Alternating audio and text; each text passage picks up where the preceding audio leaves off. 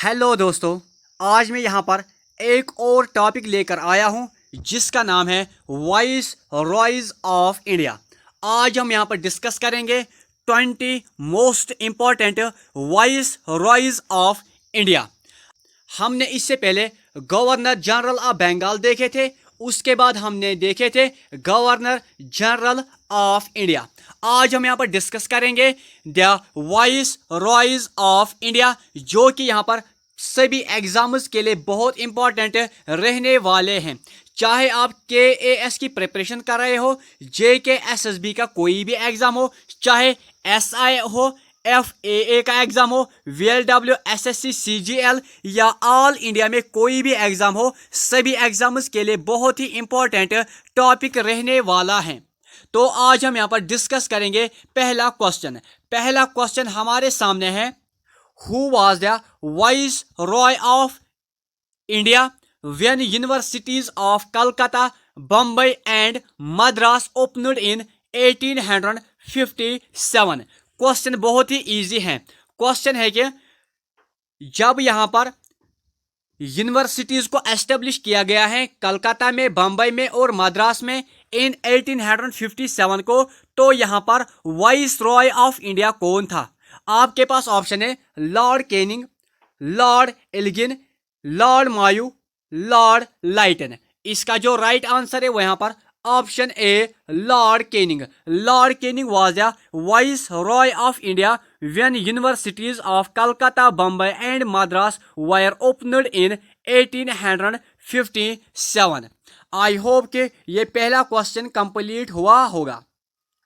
Next important question है, who was the first viceroy of India. ये question बहुत बार आ चुका है कि इंडिया का पहला वाइस रॉय कौन था। आपके पास ऑप्शन है Lord Elgin, Lord Canning, Lord Mayo, Lord Lytton. इसका जो राइट आंसर है वो यहाँ पर option B Lord Canning. Lord Canning was the first viceroy of India. यहाँ पर कुछ इंपॉर्टेंट पॉइंट्स हम यहाँ पर डिस्कस करेंगे रिगार्डिंग द लॉर्ड कैनिंग। जो यहाँ पर लॉर्ड कैनिंग होता है, जब वो यहाँ पर वाइस रॉय ऑफ इंडिया होता है तो यहाँ पर बनता है government of India act 1858। Question आता है कि जब यहाँ पर गवर्नमेंट ऑफ इंडिया एक्ट 1858 को लाया गया है, उसको पास किया गया है, तो यहाँ पर वाइस रॉय ऑफ इंडिया या गवर्नर जनरल ऑफ इंडिया कौन था? तो आपका राइट आंसर होगा यहाँ पर Lord Canning, which ended the rule of east India company. इस पॉइंट को आप यहाँ पर नोट करो, क्योंकि क्वेश्चन आता है कि वो कौन सा एक्ट था जिससे यहाँ पर ईस्ट इंडिया कंपनी का रूल खत्म किया गया है।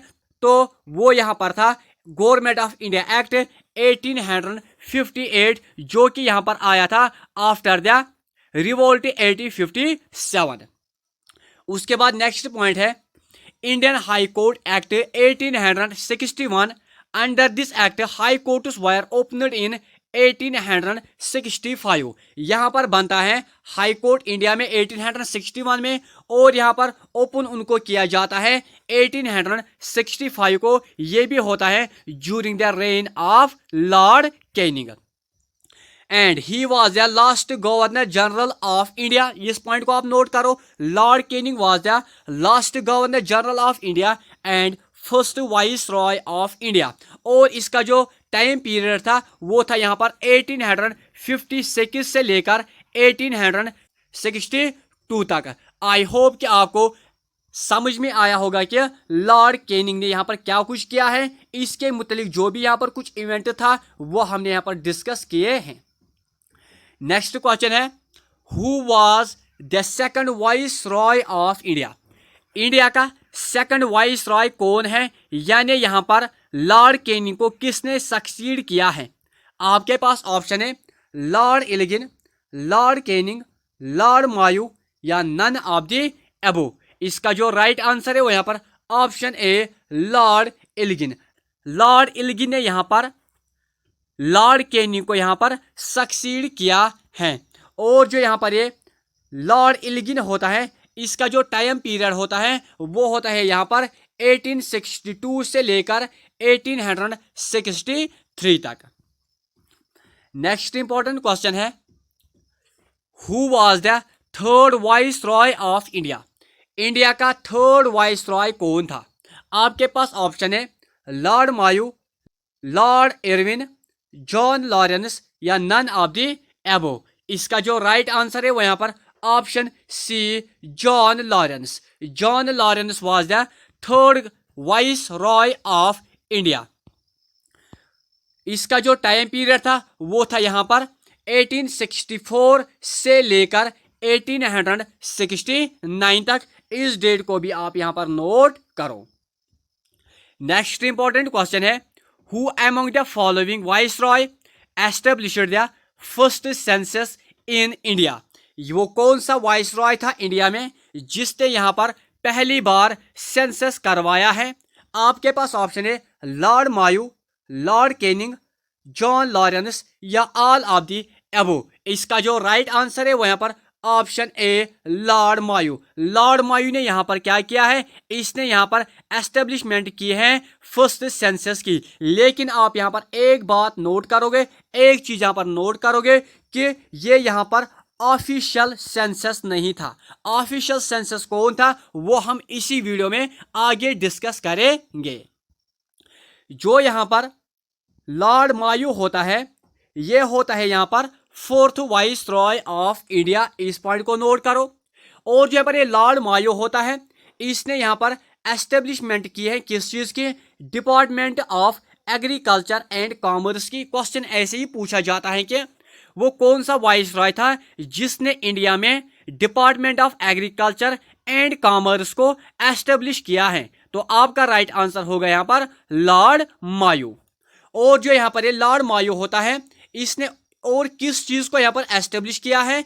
इसने यहाँ पर एस्टेब्लिश किया है Rajkot college in Kathiawar and Mayo college at Amritsar. इसके अलावा इसने क्या किया? He was the only viceroy to be murdered in office in Andaman in 1870। यानी ये एक ऐसा वाइस रॉय था इंडिया का जिसको यहाँ पर मारा गया है इंडिया में। कहां पर? अंडमान निकोबार आइलैंड में। कब? 1872 को। क्वेश्चन ऐसे पूछा जा सकता है कि वो कौन सा वाइस रॉय था इंडिया में जिसको यहां पर मारा गया है अंडमान में? तो आपका राइट आंसर होगा यहां पर लॉर्ड मायू। और जब पर लॉर्ड मायू होता है, इसने यहां पर इंट्रोड्यूस किया है स्टेट रेलवेज को। आई होप कि आपको यह समझ में आया होगा। नेक्स्ट इंपॉर्टेंट क्वेश्चन है, Lord Northbrook was the fifth viceroy of India from. जो यहां पर लॉर्ड नॉर्थब्रोक होता है वो होता है यहां पर fifth viceroy of India. अब आपको बोलना है कि इसका टाइम पीरियड क्या था। इसका जो राइट आंसर है वो यहां पर ऑप्शन ए।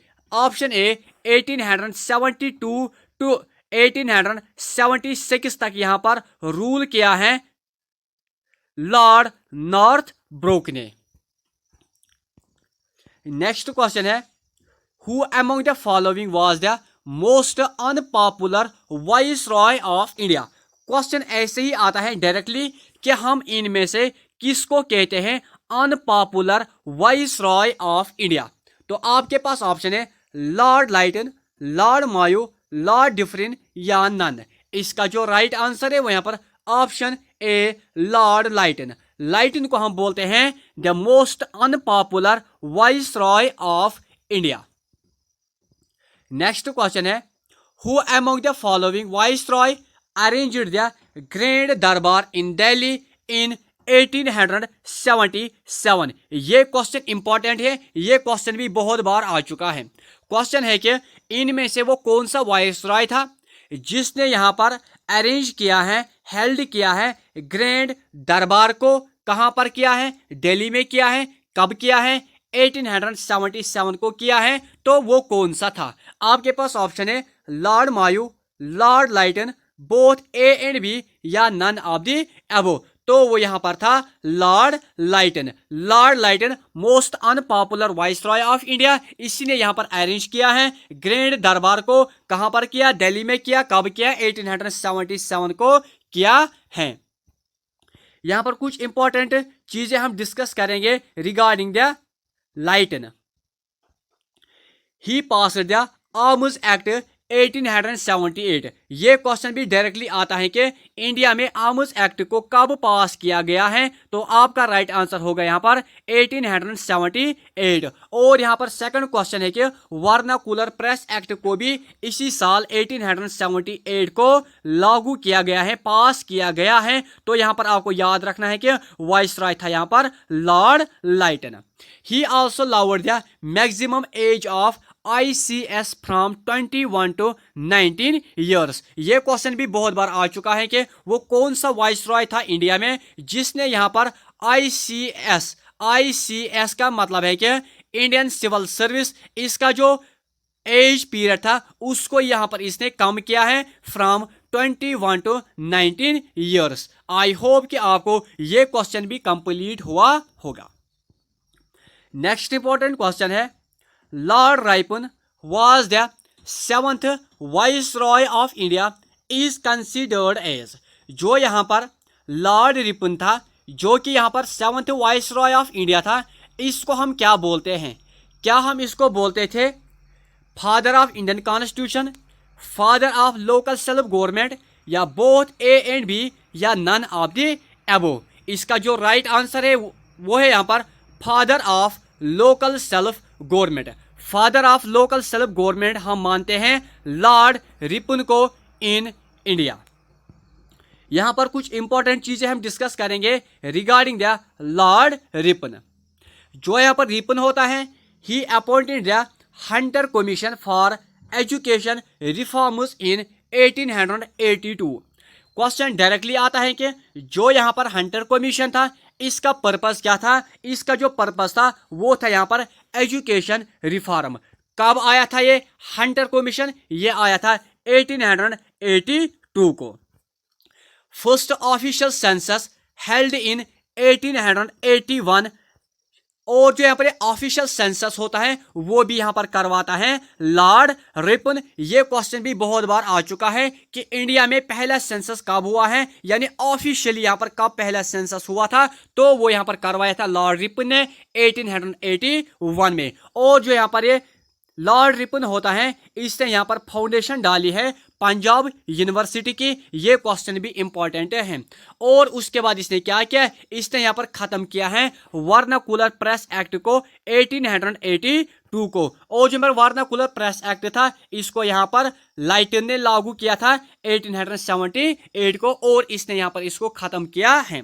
इसके अलावा यहाँ पर क्या होता है, Ilbert Bill controversy 1883 to 1884 which empowered Indian जजेस to enquire into the European cases. यानी जो यहाँ पर एल्बर्टविल कंट्रोवर्सी थी, इसमें बोला गया कि जो यहाँ पर इंडिया के जजेस होंगे, इंडियन जजेस होंगे, वो भी यहाँ पर एनक्वायर करेंगे अगर यहाँ पर यूरोपियन केसेस होंगे। अगर यहाँ पर यूरोपियन का कोई गलती करेगा, उन केसेस को यहाँ पर इंडियन जजेस अब देख सकते थे। इससे पहले क्या होता था, अगर यहाँ पर यूरोपियन कोई गलती करता था, उसके बाद यहाँ पर वो डिसाइड किया जाता है बाय द ब्रिटिश जजेस, और वो यहाँ पर फैसला देते थे उन्हीं के हक में। वो यहाँ पर एक बहुत बड़ी प्रॉब्लम थी। उसके बाद यहाँ पर आ जाता है एल्बर्टविल कंट्रोवर्सी, जिसमें यहाँ पर दिया जाता है पावर टू द जजेस of India to enquire into the European cases. ये क्वेश्चन भी बहुत बार आ चुका है कि एल्बर्टविल कंट्रोवर्सी का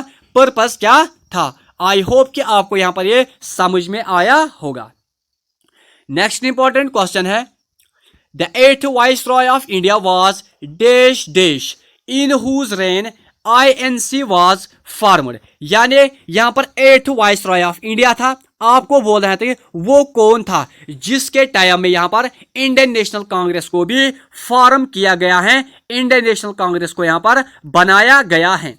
आपके पास ऑप्शन है Lord Dufferin, Lord Lytton, Lord Ripon या लॉर्ड कर्जन। इसका जो राइट आंसर है वो यहाँ पर option A Lord Dufferin. Lord Dufferin के टाइप पर यहाँ पर बनता है the Indian National Congress in 1885। I hope कि ये क्वेश्चन भी कंप्लीट हुआ होगा। नेक्स्ट क्वेश्चन है, who among the following viceroy of India called INC as a microscopic minority. इनमें से किस वाइसरॉय ने कहा कि जो यहाँ पर इंडियन नेशनल कांग्रेस है ये एक माइक्रोस्कोपिक माइनॉरिटी है? तो आपके पास ऑप्शन है Lord Lytton, Lord Dufferin, Lord Curzon या ऑल ऑफ द अबो। इसका जो राइट आंसर है वो यहाँ पर option B Lord Dufferin. Lord Dufferin ने बोला जो यहाँ पर इंडियन नेशनल कांग्रेस है ये एक माइक्रोस्कोपिक माइनॉरिटी है। नेक्स्ट क्वेश्चन है lord Lansdowne 9th viceroy of India from. जो यहाँ पर लॉर्ड लैनिसडाउनी होता है ये होता है यहाँ पर 9th वाइसरॉय ऑफ इंडिया। अब आपको बोलना है कि इसका टाइम पीरियड क्या था। तो इसका जो राइट आंसर है वो यहाँ पर ऑप्शन ए 1888 टू 1894 तक यहाँ पर रहता है lord Lansdowne as a 9th viceroy of India.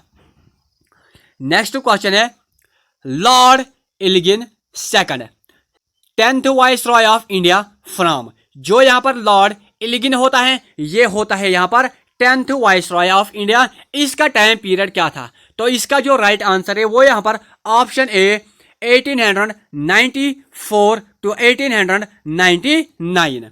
ये यहाँ पर कुछ ऐसे वाइसरॉयज थे जो कि उतने इंपॉर्टेंट नहीं थे, इसलिए मैं यहाँ पर इनको ज्यादा डीपली डिस्कस नहीं कर रहा हूँ। और जो यहाँ पर इंपॉर्टेंट वाइसरॉय होगा उनको हम यहाँ पर डीपली यहाँ पर डिस्कस करेंगे। उनके सारे पॉइंट्स जो भी होंगे वो हम सारे पॉइंट्स यहाँ पर देखेंगे।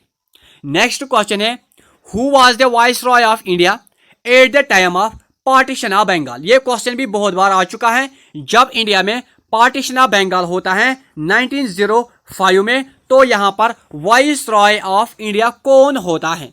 आपके पास ऑप्शन है Lord Minto, Lord Ripon, Lord Lawrence या लॉर्ड कर्जन। इसका जो राइट आंसर है वो यहाँ पर Lord Curzon. Lord Curzon was the viceroy of India at the time of partition of Bengal. यहाँ पर कुछ इंपॉर्टेंट चीजें डिस्कस करेंगे रिगार्डिंग द लॉर्ड कर्जन। पहला पॉइंट है ही अपॉइंटेड पुलिस कमीशन। अगर क्वेश्चन आ जाए कि इंडिया में पुलिस कमीशन किसके टाइम में बना है तो आपका राइट आंसर होगा यहाँ पर लॉर्ड कर्जन। जो यहाँ पर लॉर्ड कर्जन होता है इसने यहाँ पर पास करवाया है ancient monuments protection act 1904 to restore the Indian cultural heritage. यानी इंडिया का कल्चरल हेरिटेज को रेस्टोर करने के लिए लॉर्ड कर्जन ने यहाँ पर लाया है एंशिएंट मॉन्यूमेंट्स प्रोटेक्शन एक्ट 1904। और उसके अलावा इसने क्या किया, he passed Indian coinage and paper currency act and he was the 11th viceroy of India. I hope कि ये सारे पॉइंट्स आपको कंप्लीट हुए होंगे regarding the Lord Curzon. Next question है who was the viceroy of India at the time of Surat split 1907। जब यहाँ पर 1907 में सूरत स्प्लिट होता है तो यहाँ पर वाइसरॉय ऑफ इंडिया कौन होता है? आपके पास ऑप्शन है Lord Minto second, lord Hardinge, lord Curzon या नन ऑफ द अबो। इसका जो राइट आंसर है वो यहाँ पर option A lord Minto second. Lord Minto second was the viceroy of India at the time of Surat split. यहाँ पर कुछ इंपॉर्टेंट चीजें हैं रिगार्डिंग द लॉर्ड मिंटो। जो यहाँ पर लॉर्ड मिंटो था इसने यहाँ पर पास करवाया है Indian council act of 1909 and Morley Minto reform act and the foundation of Muslim league भी यहाँ पर होती है during the time of Lord Curzon. और यहाँ पर बनता है न्यूज पेपर्स एक्ट ऑफ 1908 और इसका जो टाइम पीरियड होता है वो होता है यहाँ पर 1905 टू 1910 तक। आई होप कि ये भी आपके लिए कंप्लीट हुआ होगा। अगर आपको यहाँ पर कोई भी चीज समझ में नहीं आ रहा है तो आप प्लीज कमेंट बॉक्स में जरूर लिखना। अगर आपको वीडियो भी अच्छा लग रहा है तो प्लीज शेयर, लाइक, सब्सक्राइब जरूर करना। और आपको ये मेरा कंटेंट कैसा लग रहा है ये भी आप मुझे प्लीज कमेंट करके बोलोगे। नेक्स्ट क्वेश्चन है हमारे सामने who was the viceroy of India at the time of establishment of Hindu Mahasabha, जो इंडिया में हिंदू महासभा बनता है उसके टाइम में यहाँ पर वाइस रॉय ऑफ इंडिया कौन था। ऐसे ही क्वेश्चन आते हैं कि फलानी जब कोई पार्टी बनते हैं तो उस टाइम वाइस रॉय कौन था, या गवर्नर जनरल ऑफ इंडिया कौन था, या गवर्नर जनरल ऑफ बंगाल कौन था। तो आपके पास ऑप्शन है Lord Minto, lord Hardinge second, lord Curzon या कैलेमिस फोर्ड। इसका जो राइट आंसर है वो यहाँ पर option B lord Hardinge second. Lord Hardinge second was the viceroy of India when Hindu Mahasabha was founded.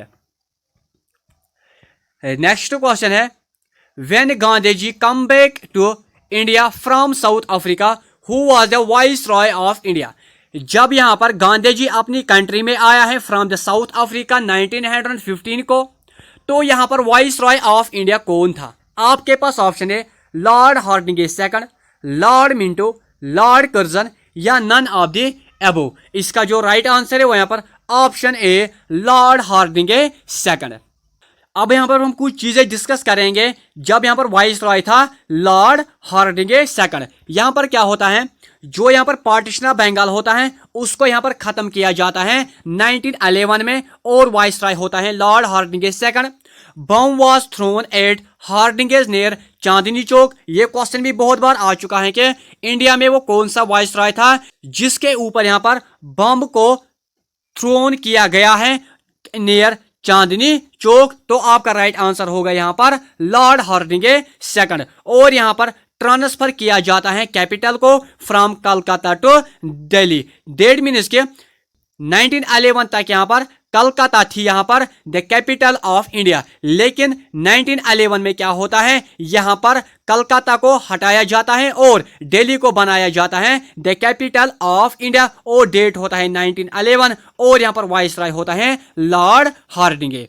और यहाँ पर और क्या किया जाता है, Bengal and Orissa separated from the Bengal and become a new state। यहाँ पर क्या किया जाता है, जो अब तक बंगाल, उड़ीसा एंड बंगाल जो कि यहाँ पर इकट्ठे थे, इनको अब यहाँ पर सेपरेट किया जाता है, यानी बिहार एंड उड़ीसा को ही सेपरेट किया जाता है फ्रॉम द बंगाल, और यहाँ पर क्रिएट की जाती है न्यू स्टेट। और इसका जो टाइम पीरियड होता है लॉर्ड हार्डिंगे सेकंड का, वो होता है यहाँ पर 1910 टू 1916। आई होप कि आपको ये क्वेश्चन भी कंप्लीट हुआ होगा।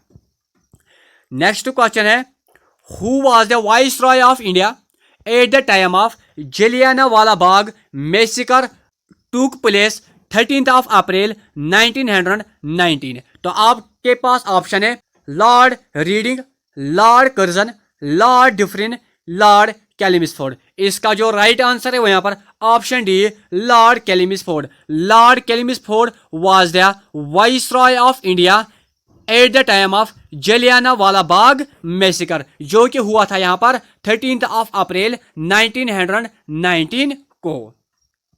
यहाँ पर हम कुछ चीजें डिस्कस करेंगे। ड्यूरिंग द टाइम्स ऑफ कैलिमिसफोर्ड यहाँ पर क्या होता है, रिप्रेसिव रोल आउट एक्ट को भी पास किया जाता है, होम रूल मूवमेंट ही चलता है, यहाँ पर सैडलर कमीशन को बनाया जाता है ऑन एजुकेशन 1917 को। यहाँ पर अपॉइंटमेंट होती है हंटर कमीशन की, जो यहाँ पर देखता है जलियांवाला बाग मैसेकर को, और इसका जो टाइम पीरियड होता है वो होता है 1916 टू 1921, और ये होता है यहाँ पर 14th वाइसरॉय ऑफ इंडिया। यहाँ पर होता है ये 14th viceroy of India.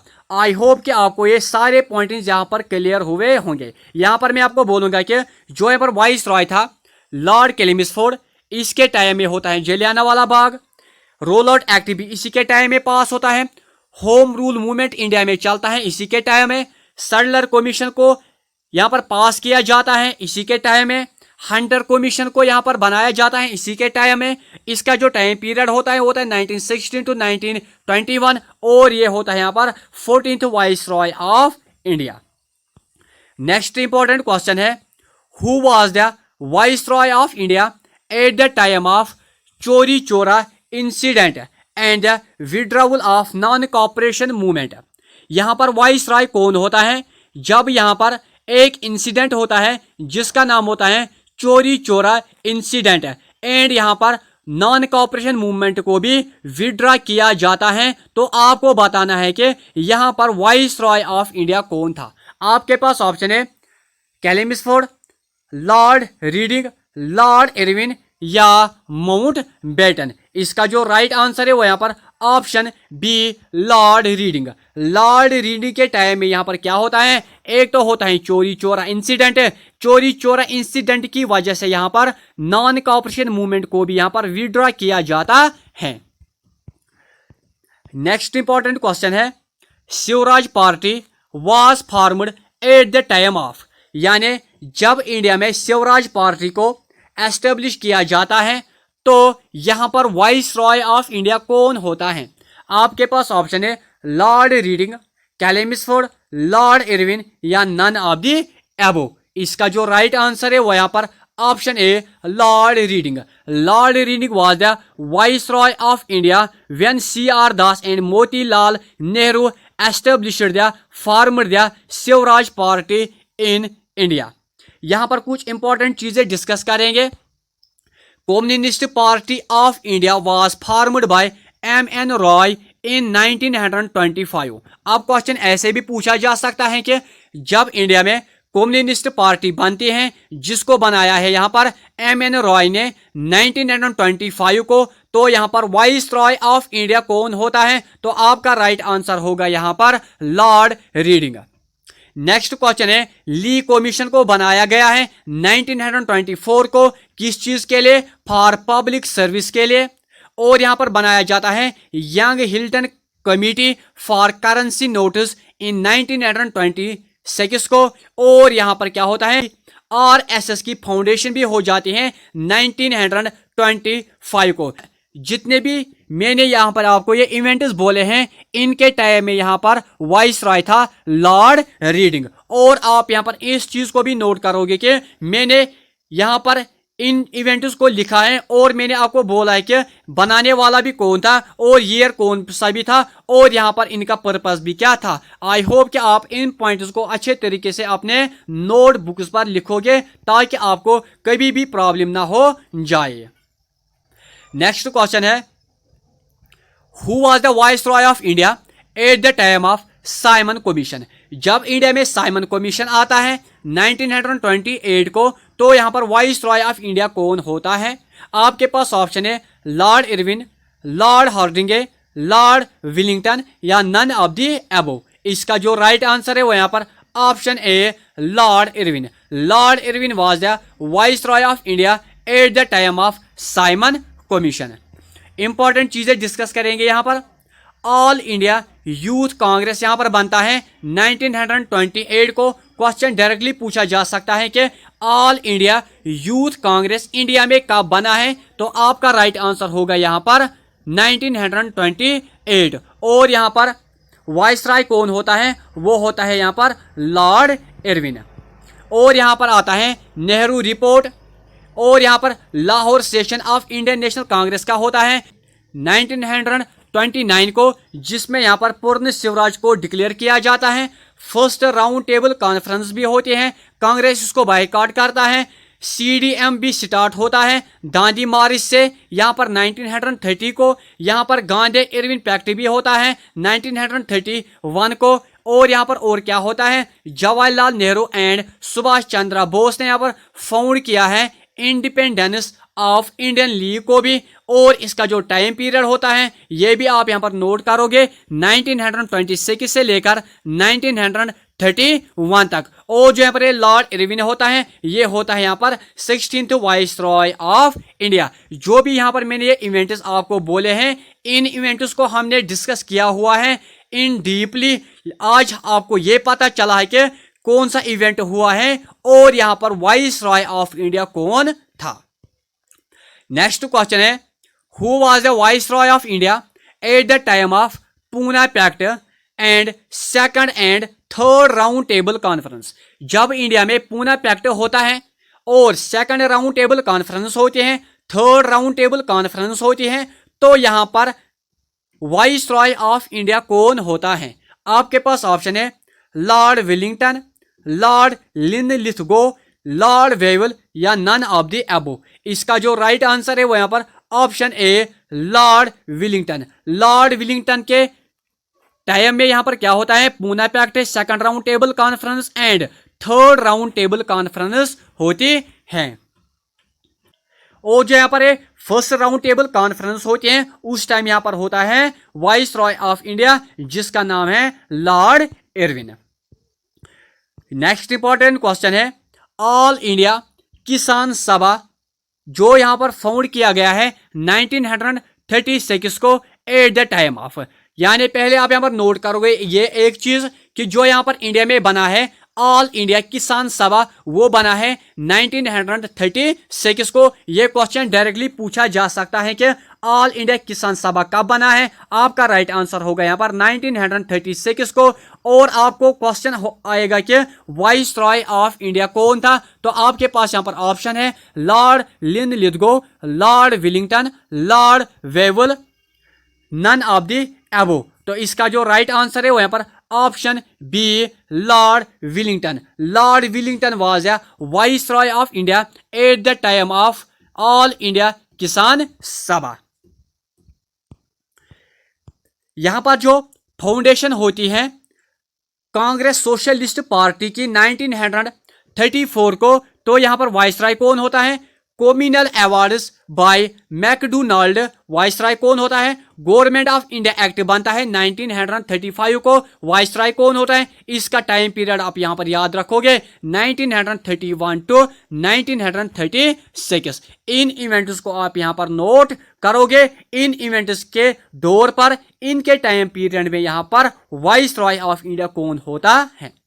Next important question है, ये पिछले एग्जाम में पूछा गया है FAA के एग्जाम में, कि जो यहाँ पर फॉरवर्ड ब्लॉक बना है जिसको यहाँ पर बनाया गया है 1939 को eight the time of. Question उस टाइम पूछा गया कि इसको बनाया गया था ज्यूरिंग सेकंड वर्ल्ड वॉर, यानी क्वेश्चन आया था कि during the second world war इनमें से कौन सा ब्लॉक बन गया था, तो उसका राइट आंसर था फॉरवर्ड ब्लॉक। कब बना, 1939 को बना। तो वाइसरॉय ऑफ इंडिया कौन था, ऑप्शन है यहाँ पर Lord Willingdon, Lord Wavell, Lord Linlithgow या नन ऑफ द अबो। इसका जो राइट आंसर है वो यहाँ पर option C Lord Linlithgow was the viceroy of India at the time of Forward Bloc founded in 1939। अब आपके लिए क्वेश्चन है कि जो यहाँ पर फॉरवर्ड ब्लॉक बना है उसको यहाँ पर किसने फाउंड किया है, ये चीज मुझे आप कमेंट करके बोलोगे क्योंकि ये भी इंपॉर्टेंट पॉइंट है।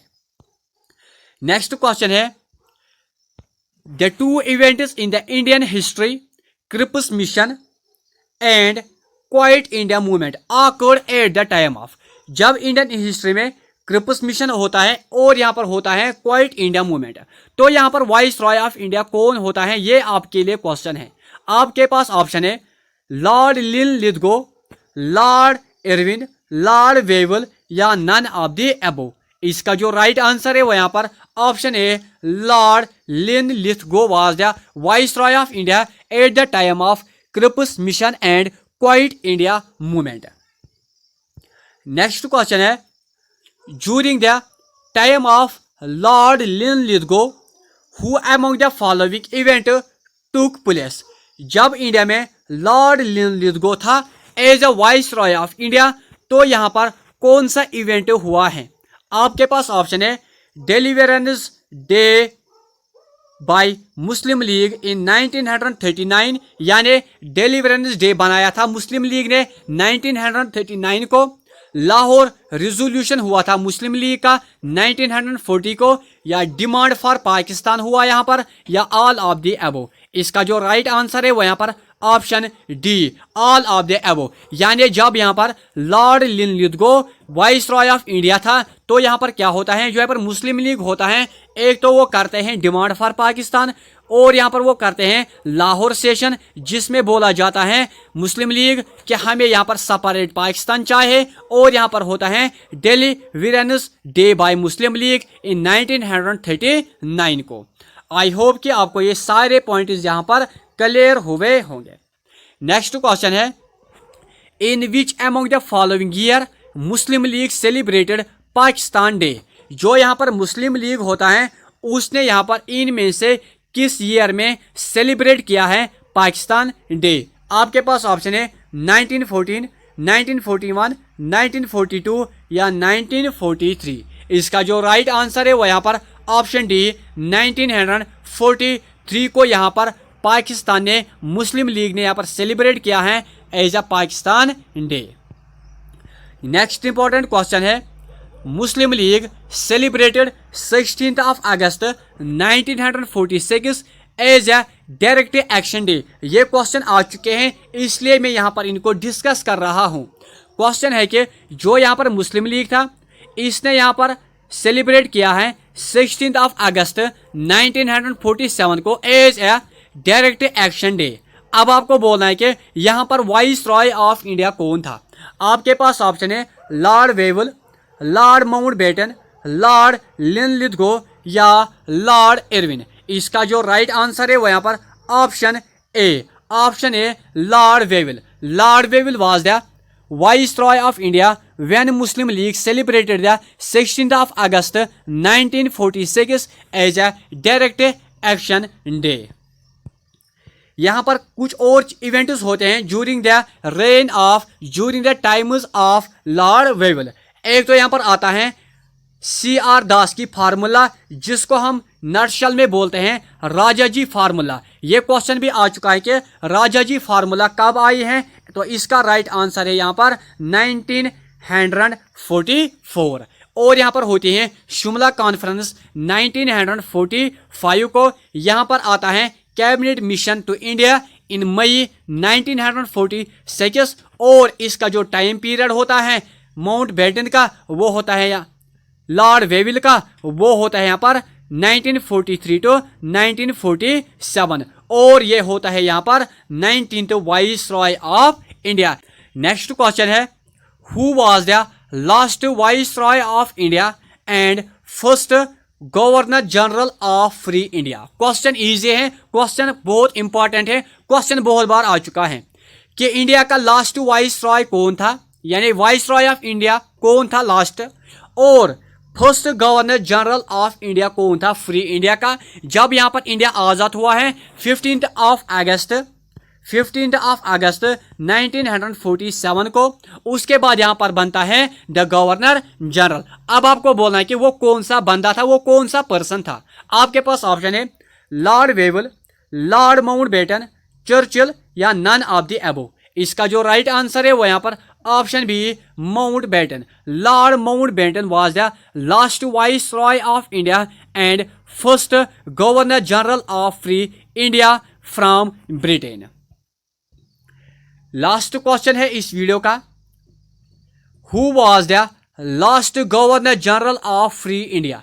जब इंडिया आज़ाद हुआ है, जब इंडिया यहाँ पर ब्रिटिश से आज़ाद हुआ है, तो यहाँ पर last governor general of India कौन बना है फ्री इंडिया का?